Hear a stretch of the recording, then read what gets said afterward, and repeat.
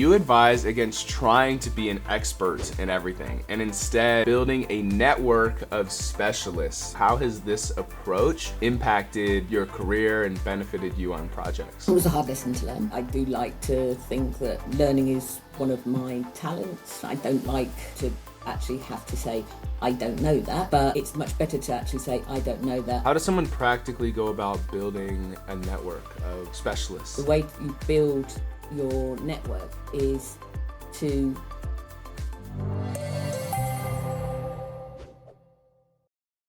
Hey, welcome to this week's episode of Power Talks. My name is Griffin, the host of the Citizen Developer channel, and today I am joined by special guest Sharon Smith. Now, Sharon, I have an important question I need to ask you. So you advise against trying to be an expert in everything and instead leaning on or building a network of specialists. I wanted to ask you, how has this approach impacted your career and benefited you on projects? Hi, thanks Griffin, and it's an absolute pleasure to be here. Yeah, I mean, I didn't always feel that way. I did actually think that I had to be that expert across everything, and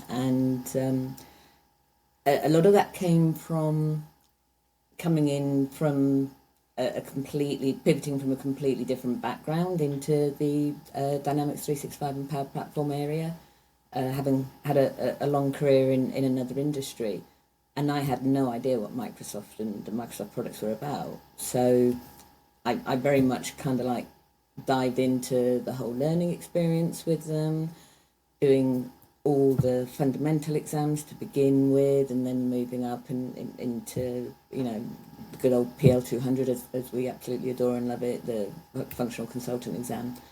And I did feel that I had to know everything. I had, you know, how could I, you know, especially on the dynamic side, I have to know all the apps and that.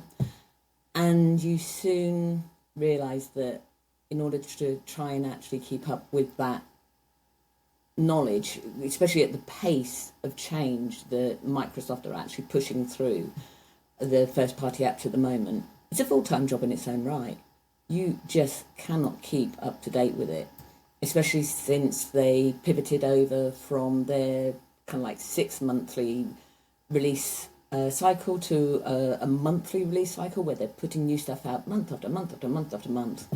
It's impossible. It was a hard lesson to learn because, you know, I do like to think that, learning is one of my talents, and I don't like not being able to answer questions and to actually have to say, I don't know that. But it's much better to actually say, I don't know that. I will actually go and, find that answer for you. So I think it's the way it's affected me is I've had to make some choices about where my passions lie as far as the Dynamics products are concerned. Some of that has been driven for me by my employer and the projects that I've been put on. For example, I haven't done a field service project yet myself. Me neither. Although, but I do know the field service product. But it's like you have to know at a certain level, almost like you know it at for people who look at the classifications of if you're going on a training course or attending a session, they kind of like grade it at 100, you're basic, 200, slightly high level, 300, 400 expert. I think you have to know everything as a consultant, you have to know everything at a 200 level. You have to know everything across the board at a 200 level, in my opinion. And then you have to pick where your expertise are. And so where my expertise has kind of like fallen is more on the CRM side of things. That's your customer service, sales, and now more into the marketing and customer, as it's now called, customer insights journeys. I qualify that one very much so for the last one, because I am nowhere near an expert on customer insights in the way that Amy Holden and Megan B. Walker are, and they are the women in power that I lean into when I really want to know something. So, you know, it's knowing where to go to get the information you want. And a lot of that has, also driven the way that I've built my network, because the people who are the experts, especially on LinkedIn, which is my main platform, most of them are MVPs themselves. They, if you look at most of the MVPs, they all specialize in a certain area. You've got some who have a slightly broader, if you look at, Lisa Crosby, she's all across like the whole of Dynamics, but still, Megan and Amy, they're very much like experts in customer insights journeys. You've got other people who very much have their expertise, and that has very much been, you look at these people and you see they're not trying to do everything. And I know that I can go to them and look at their blog posts, at their YouTubes, and that's where I can get the very latest information. So, yeah, it's very much influenced how I've created those networks, appreciated what they're doing, celebrated them for their expertise there. And then that's, kind of like come back and pay dividends with the friendships that it's created. Wonderful. What kind of advice would you have for people that don't feel like they have this network? Like, how did you kind of build it, I guess? And like, how does someone practically go about building a network of specialists, like you're saying? Yeah. That's a journey that I've been on for the last 2 years, as it is, because it's just over 2 years since I've been on LinkedIn. Again, I wasn't one for social media at all. It very much late, very, very late to the game. And I still don't, I'm still not on any other platform apart from LinkedIn, but my then manager advised me to get onto LinkedIn, basically as a way of getting that expert, getting access to that expert knowledge and expert content, above and beyond what you can read in Microsoft Docs. So created an account on LinkedIn, started to follow, watch, read, learn who the right people were to follow, watch and read. And the most important thing I think is everybody who's on there is a content creator, and they're creating content because they're wanting to reach out and share their knowledge with other people. It's absolutely, I think it's one of those fundamental ingrained things for those of us in the community. You just want to do it. You want other people not to make the same mistakes that you've made yourself. And I like, as a content creator, feedback.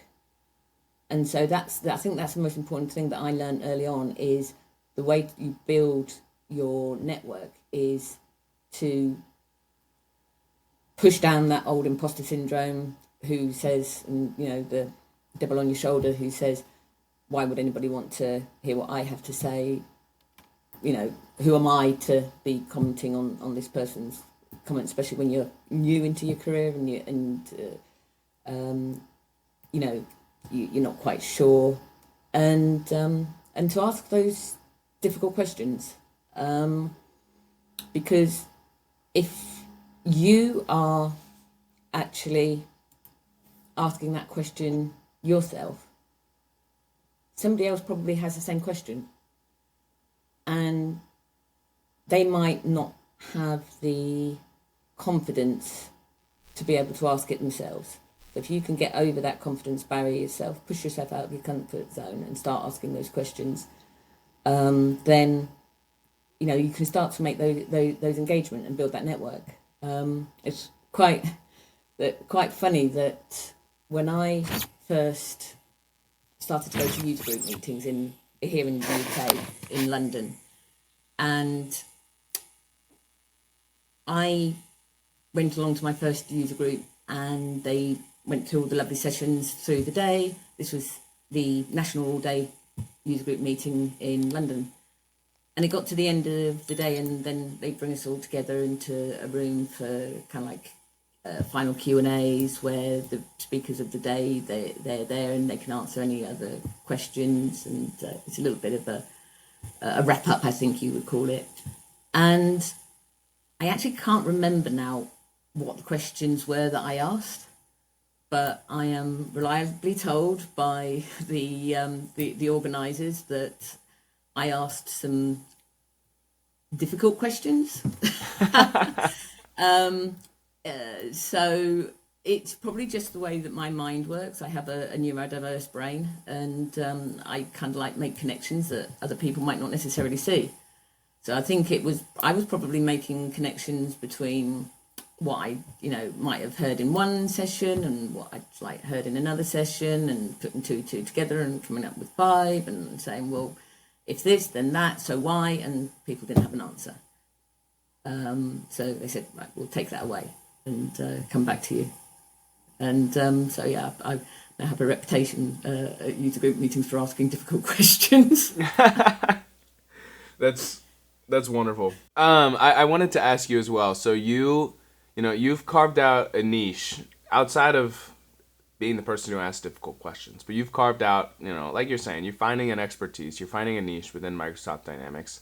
I mean, what steps do you recommend for those early in their careers to find and embrace their unique strengths that, and how these can fit into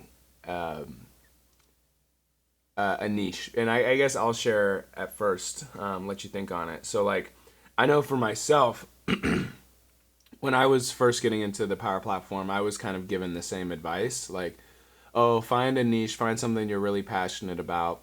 And, if Microsoft's listening, I care about the Power Platform. I love it. I mean, it's the only thing I do in my free time. But the reality is, I'm like, okay, it kind of feels like work. I don't know if I'm super passionate about Power Automate or super passionate about, Power Virtual Agents at the time. Or, I guess I just kind of felt like, okay, what's something I'm passionate about? Because I don't really feel like I'm super passionate about any of it, because it's just kind of work. You know what I mean? Does that make sense? What I'm saying?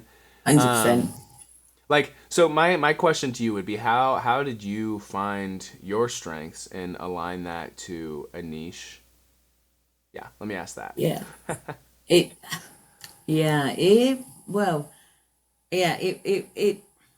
such a difficult question to answer, especially when you're at the beginning of your career, because you don't know, you No. don't know what you like. Yeah. I mean, how can you actually know? I mean, I fell in like many. I fell into the whole Microsoft dynamic side of things from where I worked previously, and I was a project manager for a very long time at my previous company. Worked for the company for 18 years. I was a troubleshooter, and was going around doing what we call special projects, and with my little team. And we were asked to bring in a IT system.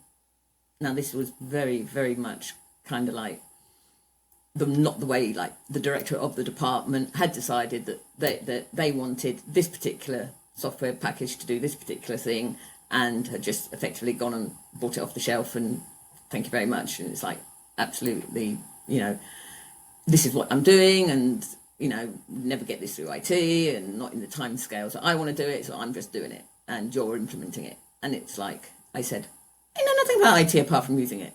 How can I actually implement an IT package? But he said you didn't need to. All you need to do is deliver the project. And so we did. And it's the only other project at that time that was actually delivered on time and on budget, which my director then was hugely proud of. But again, it did actually then expose me to what was going on in the IT department at the time, which was that they were going through a much bigger project where they were implementing the whole Microsoft ERP and CRM stack. So big transformation. So I was asked to go on to that project as an subject matter expert, an SME. And obviously the head of solution architecture and design there saw something in the way that I was engaging with the project, though asking those difficult questions, making the links, just the breadth of the knowledge that I actually had of the organisation across the board, because I worked for it with everybody for so long. I was able to make those connections, and that head decided that wanted to do something different with the way that they were running their team.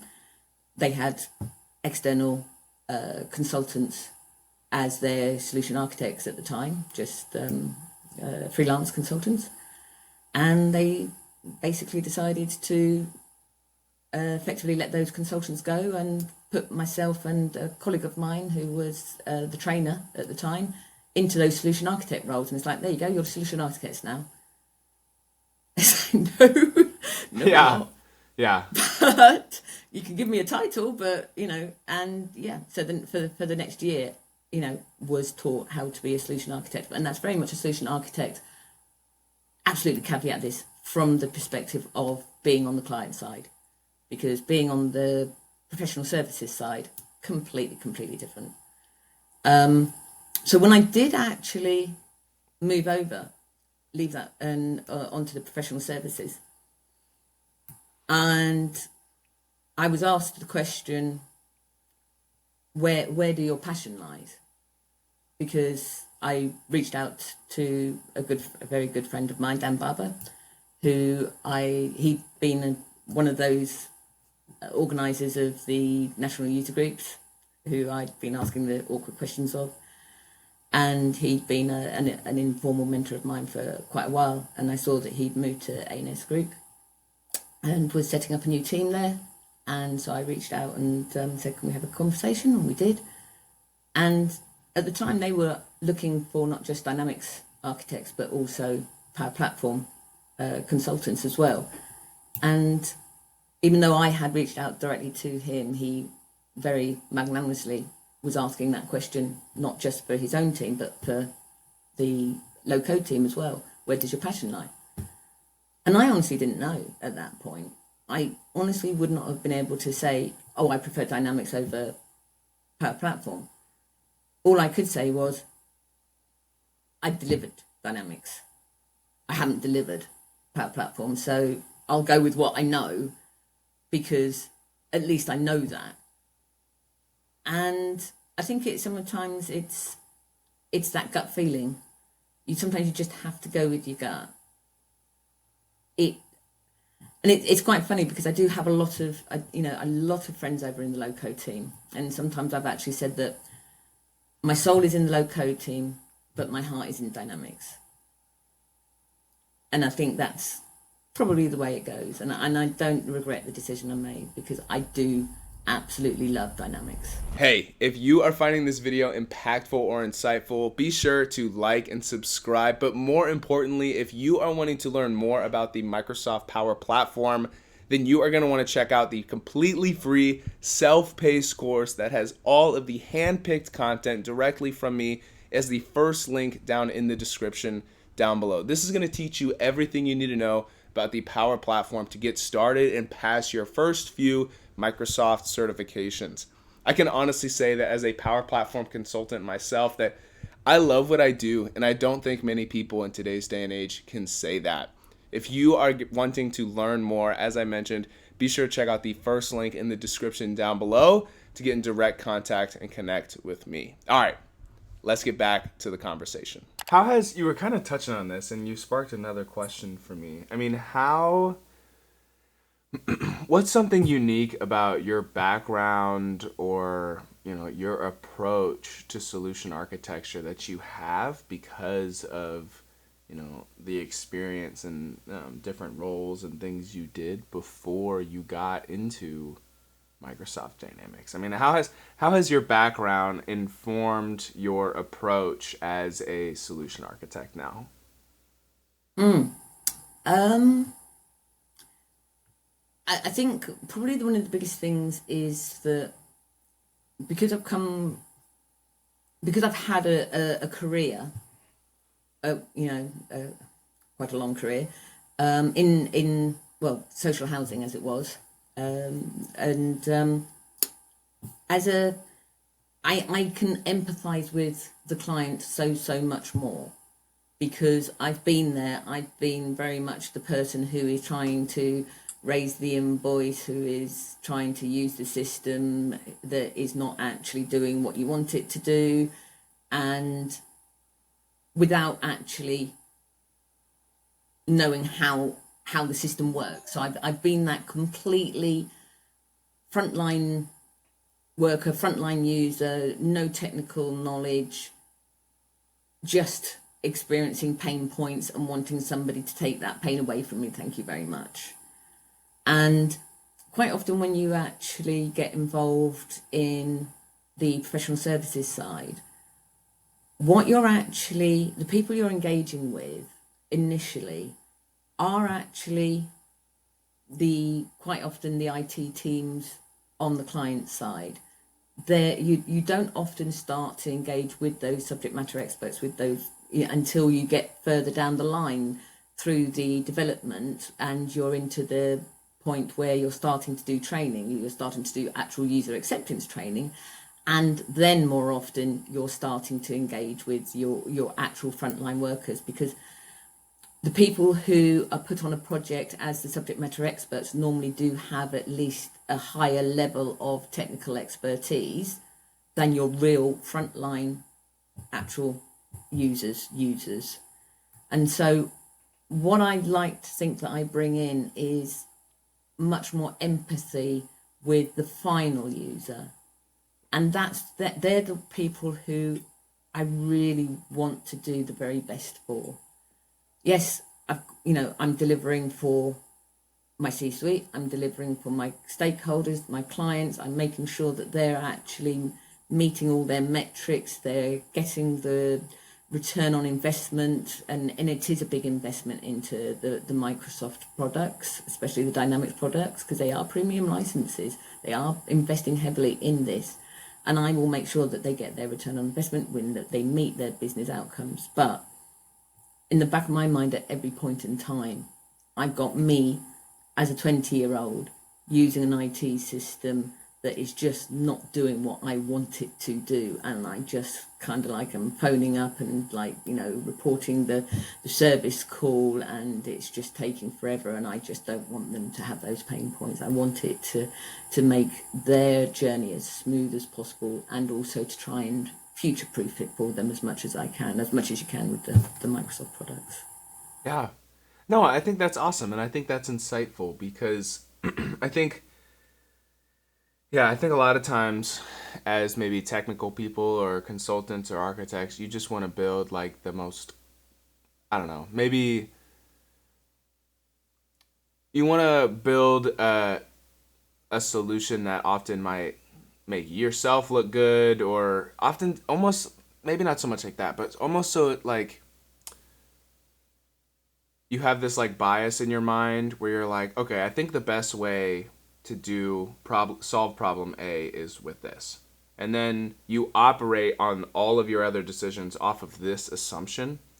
And so then you're like, okay, now problem B, because we're solving A this way, we need to solve it like this. Okay, and now because we're solving B this way, we need to solve problem C like this. And because, you know what I mean? And now you have this like bias, and then eventually you get to like problem F, and it's no longer like, okay, this is no longer a good system or what is best because, we could have solved all these problems. Now knowing all of this, we could have solved all these problems maybe simpler or with a better user experience doing this. You know what I mean? Like, I think oftentimes we can kind of fall into, and myself included, that we can like fall into this trap, especially if you're on like projects that are extended projects, like 9 months, 18-month projects, and you're on month 13 or 14, and you're like, okay, we need to add this component, but considering what we built 3 months ago, it doesn't really work that well, or like I Yeah. mean, I feel like I'm starting to see some of that and why it's important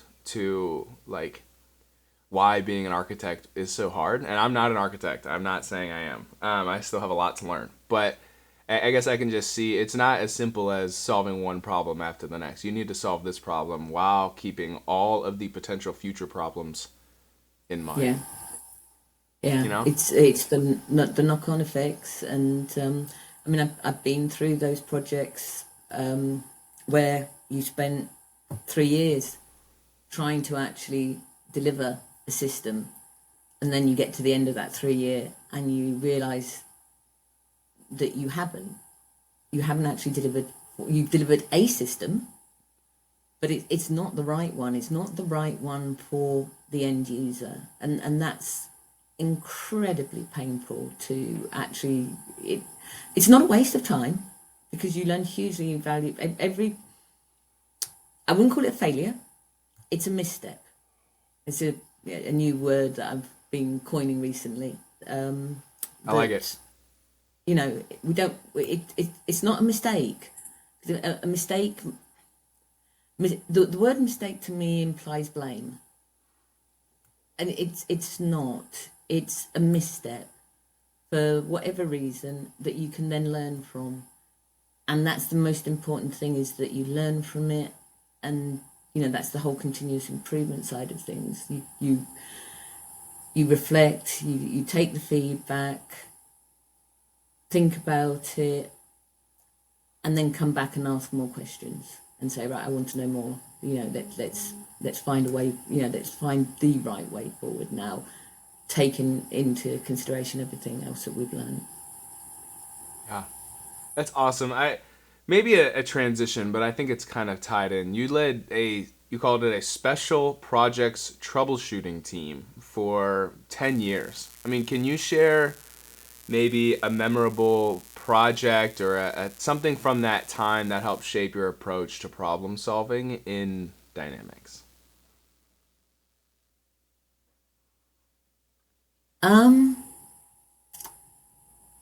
Yeah, I think, I mean, a lot of it very much does come back. It's making the difficult decisions, because one of the things that we had to do is we quite often had to go in, and we were looking at we were brought in to go in to look at service areas or teams or departments that had a problem that might have been regarded as a failing department, and or a business process that was outdated and was recognised it needed to be turned around and refreshed and brought into the 21st century, for example. And I think one of the biggest things that you learn very much early on, I mean, because there was always technology involved. It wasn't until later on that we were actually implementing technology itself, but there was always technology involved because that's the nature of the lives that we live now. But despite it being okay, we're looking at changing this business process, which means that we need to do things this way or that way, and producing this document or that document, or we've now got a new business process flow, for example, or whatever it might be. It's the people. It doesn't matter what you actually do as far as the actual process that you implement, whether or not that's a paper process or an IT process. You've got to actually change hearts and minds first. You've got to win the hearts and minds over first. And a very good friend of mine, Janet Robb, who is our director of change here at ANS, she does an absolutely wonderful presentation on why change management matters, and I'm sure others who have been on your show will have also spoken of the importance of change management in the delivery of projects. I'm sure Angelique will have waxed lyrical about it as well. Because if you don't get that right, if you don't actually get that, as Janet says, that 70% is on the people. only 30% is on the actual system. So if you don't get that 70% right first, and you're not actually going to win. And literally, one of the projects that we brought in, we were looking at, because worked for a housing association, one of the biggest things that we did was service charges. Very, very important for the customer, the tenants, that they understood where their service charge came from. And we engaged with a third-party company who at that time were doing something quite revolutionary for housing associations, where housing associations used to send out literally reams and reams of paper every year saying, this is where your service charge has come from, this is how it's been calculated, we spent X money here, X money there. And it was just literally, the amount of, it was dense, very dense, and the amount of trees we must have actually had to chop down in order to be able to send that much paper out. Quite often single-sided as well. I mean, it just, what some of the things we used to do in the past. Sure. And we engaged this company to look at because they had this revolutionary way of just a simple booklet, kind of like, so what I think we call it A5, so it's like an A4 piece of paper folding in half, so like, that kind of like, book-size booklet. Yeah. That would, and in colour, and very nice simple tables, and much easier for the end customer to actually understand. And because they did all the heavy lifting, whereas we used to send out a list of all the charges anybody could ever have to pay for as just an addendum. And it's like, the charges that you have to pay for are in this like 30, 40 odd different types of charges. You personally have got to pick out the ones that you actually pay for. But this third party company, they actually did that heavy lifting with their IT systems for us, so that it was personalised. And this was very, very early doors. This is going back about a good 10 years. This was very personalised, where they were only giving that particular resident details about their particular charges, and only giving them information about, okay, what does block cleaning mean for you? Block cleaning means that it's, we are cleaning within your block, and your block means that it's where you go in your door, and it's your stairwell, effectively your lift shaft. It's not if there's an adjoining block to yours, but it's got a different entrance, you're not paying for the cleaning of that one. And the difference that made to the positive feedback that we got from the residents, so that they could understand what they were actually getting from us, it made sense. And then you are creating a virtuous cycle, because the housing association is then getting less complaints. They're getting less like queries coming back to them. I don't understand this. What do you mean that I'm paying for block cleaning? Well, I bet not be paying for, the block next door, because I don't use that entrance. So it's an absolutely, virtuous, and that was probably one of the biggest impacts that we made across the board, was to introduce that different way of actually communicating with the residents. Transformational, absolutely. That's awesome. Yes, that's super cool. I love this story. I need to ask you about something else you're involved with. So explain what the Women in Power program is, or Women in the Power Platform program. And I guess first, quick spiel on what that is before my next question. So it's a mentoring program. It's not been set up that long. We are I suppose you could say we are the first cohort. I saw it being promoted on LinkedIn by one of my colleagues there, an MVP, and she was promoting it, and I thought, yes, absolutely. This is, at the time, interestingly, I thought, this is women supporting women. This is women who have, as I've said before many times, I want people to learn from the mistakes that I've made, and so that they don't make the same mistakes as me. And so very much put my name forward, and you're paired. It's a mentor-mentee relationship, so we can provide in the show notes a link to the LinkedIn company page for it, I'm sure. And you are the people who run this. They link mentors and mentees together, and then you have a 3-month period where you meet on a regular basis. The mentee says what they're looking to achieve from the program, and we work towards those goals, and we set smart goals and it's up to the mentor-mentee relationship how often you meet. I meet with my mentee on a weekly basis. We're supposed to talk for an hour. We always talk for at least nearly like an hour and a half, never 2 hours, because the conversation just flows.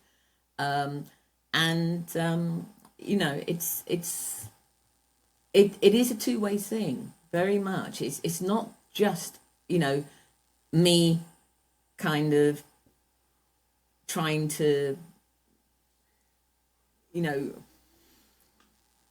extol my understanding and like, this is what you're looking to achieve, and this is how I've experienced that and those particular goals, and this is what I've done, and this might help you. It's very much a two-way thing. I learn as much from my mentee as I'm hoping that they do from me. And it's,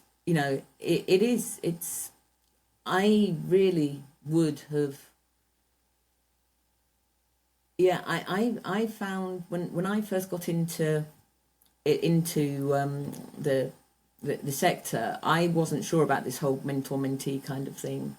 As from a mentee perspective, it's like it seemed a little bit too much for me, but that might just have been where I was at the time. But now, oh yeah, I absolutely.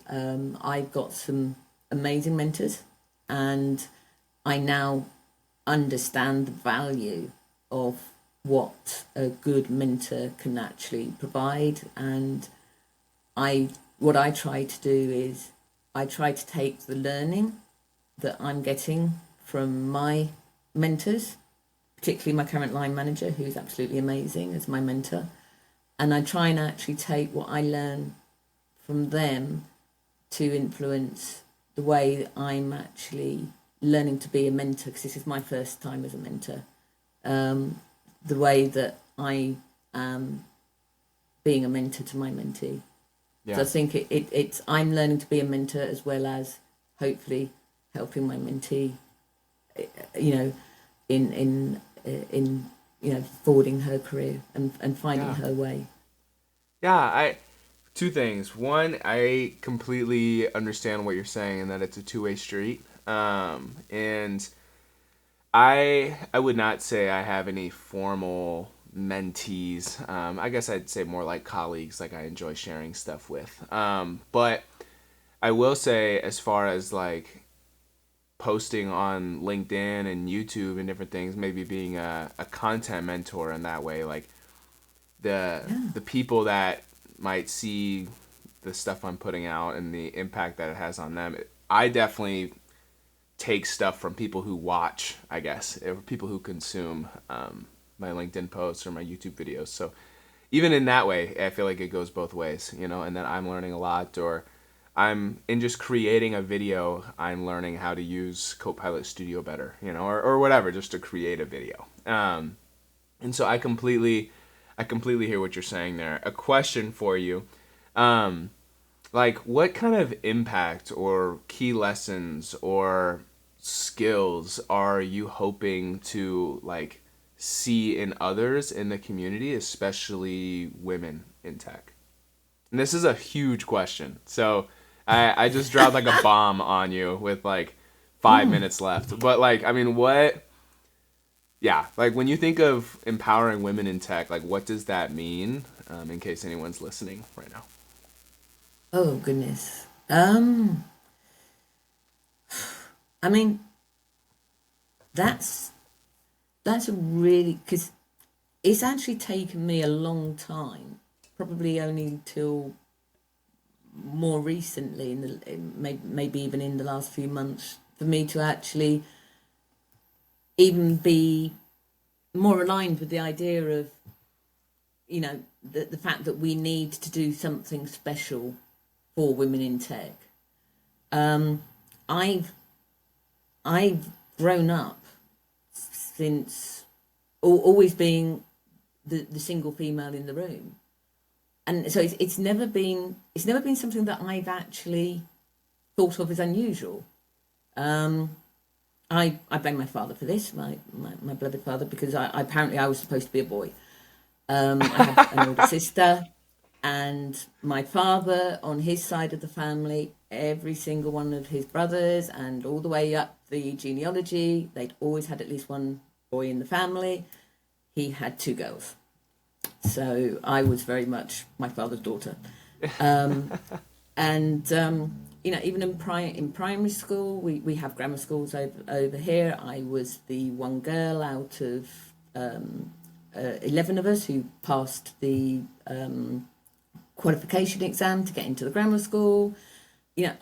All the way through my life, I've always just been that girl in with the boys, and just it just has not been unusual for me. And I've been very, very blessed that I've not really experienced that kind of sexism against women. That some, as far as, being treated differently, not being respected for what you bring into the room, what you bring to the table as an individual. Yes, I've had a few experiences, but very, in comparison to what some women have, very, very, very, very minor.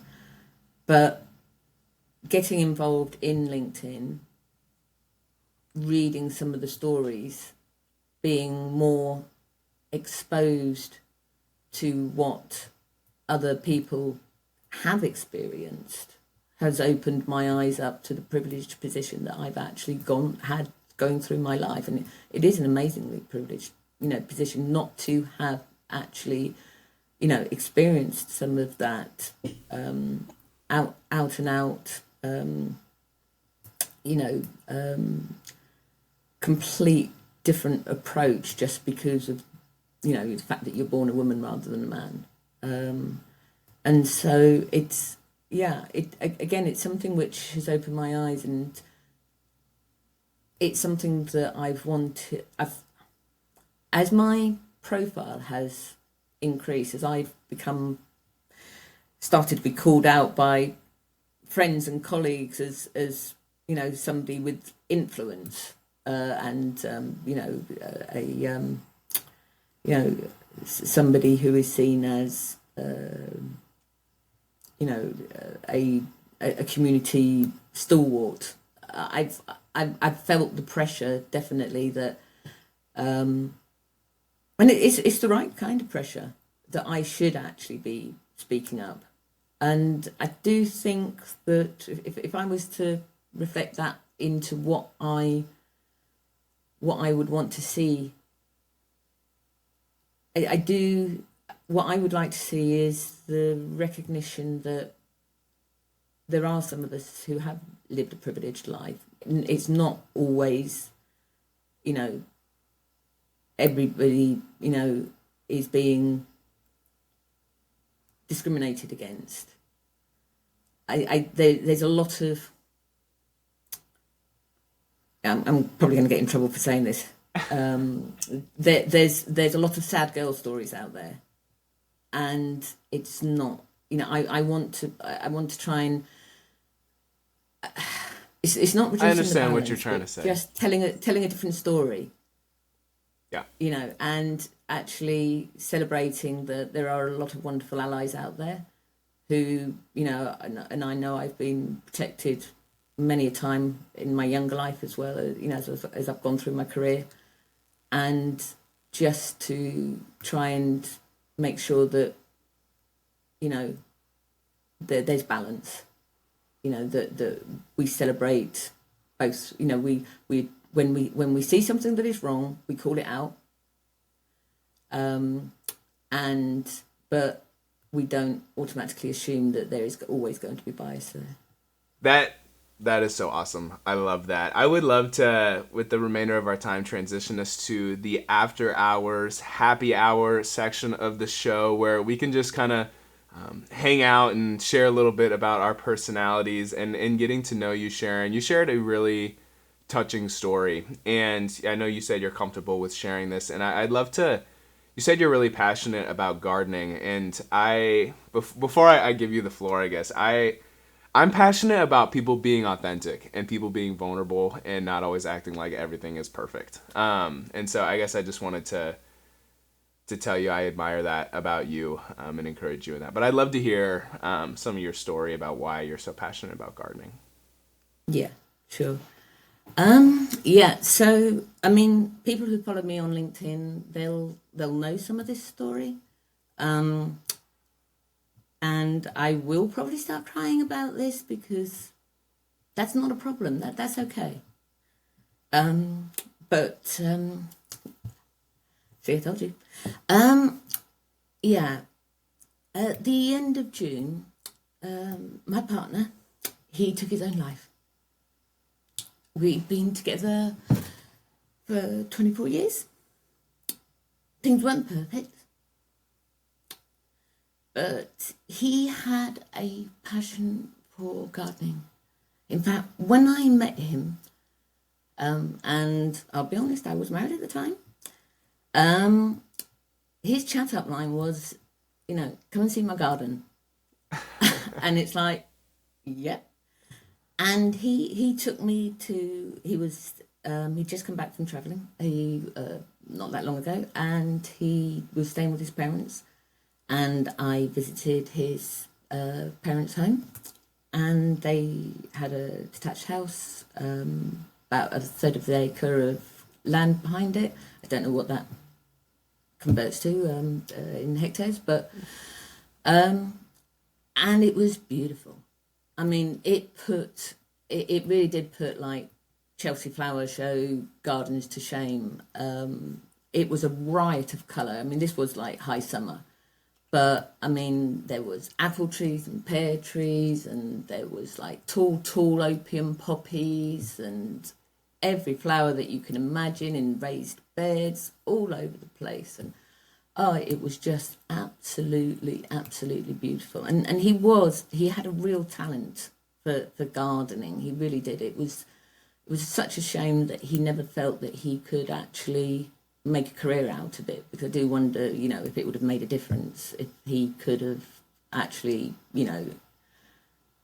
if his mental health struggles had allowed him to actually, find fulfillment in that, because he loved it, he absolutely, and it was his passion. And where I live now, in the cottage, we lived here. Well, I've lived here for over 24 years now. We rented it together before we then bought it. Very luckily, from the owner who decided to go to New Zealand and start a new life down there. And he created an absolute. It is a real traditional English country cottage garden. It really is. I mean, the cottage, it's an old brick and flint cottage. It's over 150 years old, and the garden really, really suits the cottage. It's one of my friends here and teammate. She calls it a fairy wonderland. It really is. But I was never actually allowed to do any gardening in it, because, that wasn't, that, yeah. That was his garden, his domain, so to speak, until towards the end. So I absolutely love getting out there. It's bloody hard work, honestly. I mean, you really don't know how much hard work it is. I mean, Sure. I spent 2 hours,